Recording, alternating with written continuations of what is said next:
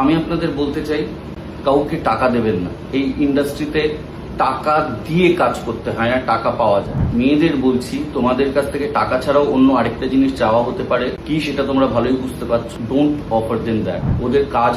ওদের কাজ হয়ে গেলে ওরা তোমাকে কাজ দেওয়ার যে প্রতিশ্রুতি দিয়েছিল একদমই রাখবে না, ফোন তোলা বন্ধ করে দেবে। কত ঢপের ছবি তৈরি হতো মিথ্যে মিথ্যে কথা দিয়ে। কালকে একটা রিল বা ভিডিও দেখলাম, লাইভ দেখলাম হয়তো, যে চিরঞ্জিত বলে একজন মানুষ কিছু অ্যাক্টরকে ঠকিয়েছেন, টাকা নিয়েছেন, তার বদলে সেখানে গিয়ে তারা ঝামেলা করছেন। আমার খুব কষ্ট হলো, খারাপ লাগলো। না, ওই চিরঞ্জিত বাবুর জন্য নয়, যে মানুষ এতগুলো মানুষের স্বপ্ন নিয়ে খেলতে পারে, তাদের জীবিকা নিয়ে খেলতে পারে, তার এর থেকেও বড় শাস্তি হওয়া উচিত। আসলে আমার কষ্ট হলো।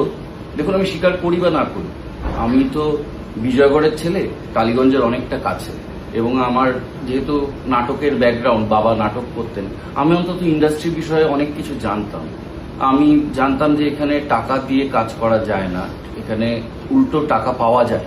হয়তো 100 টাকা দেবে প্রথম কাজে, খুব কম দেবে, হয়তো যাতায়াত ভাড়াটুকু দেবে, কিন্তু টাকা নেবে না কেউ, টাকা দেবে। কিন্তু আমাদের সময় থেকে আমি আমাদের বন্ধুদের, যারা হয়তো মফস্বল থেকে এসেছে বা দূর থেকে এসেছে বা হয়তো কলকাতাতেই থেকেছে কিন্তু ইন্ডাস্ট্রির খবর অত জানে না, তখন সোশ্যাল মিডিয়া ছিল না, কিন্তু ঠকানোর রাস্তা অনেক ছিল। তখন এখন যেটা উত্তম কুমার মেট্রো স্টেশন, তখন টালিগঞ্জ মেট্রো স্টেশন নাম ছিল। তার বাইরে যে কত ঢপের ছবি তৈরি হতো মিথ্যে মিথ্যে কথা দিয়ে, কত ছেলে মেয়েকে ওখানে জমা করে কত লোক ঠকাতো। আর সেই যুগটা এখন ফেসবুকের মধ্যে দিয়ে বা সোশ্যাল মিডিয়ার মধ্যে দিয়ে লোক ঠকানো শুরু হয়েছে।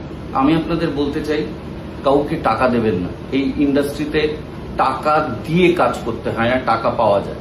1, 2, টাকা নেওয়ার আরেকটা নিয়ম হচ্ছে, আপনাদেরকে বলা হয় আর্টিস্ট ফোরামের কার্ডের জন্য একটা বিশাল টাকা লাগে। 1 হচ্ছে আর্টিস্ট ফোরামের কার্ডের জন্য কোনো বড় টাকা লাগে না। 2 হচ্ছে প্রথম কাজ করার আগে আর্টিস্ট ফোরামের কার্ড পাওয়াই যায় না, কারণ আর্টিস্ট ফোরামের কার্ড করতে গেলে আপনার 2টো কাজের অভিজ্ঞতা লাগে এবং 2টো ডিরেক্টরের সই লাগে। মেয়েদের বলছি, তোমাদের কাছ থেকে টাকা ছাড়াও অন্য আরেকটা জিনিস চাওয়া হতে পারে, কি সেটা তোমরা ভালোই বুঝতে পারছো। Don't offer then that.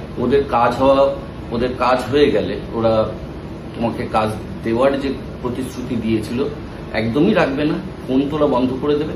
আর দ্বিতীয়ত, তুমি যদি কম্প্রোমাইজ অফার করতে থাকো, তুমি তোমার জেন্ডারের জন্য লড়াইটা কঠিন করে দিচ্ছ, কারণ তুমি উদাহরণ তৈরি করছো মার্কেটে যে এভাবেও কাজ পাওয়া যায়। সো যদি সত্যিকারের ফেমিনিস্ট হও, নিজের জেন্ডারের জন্য লড়াই সহজ না করতে পারো, কঠিন করো না।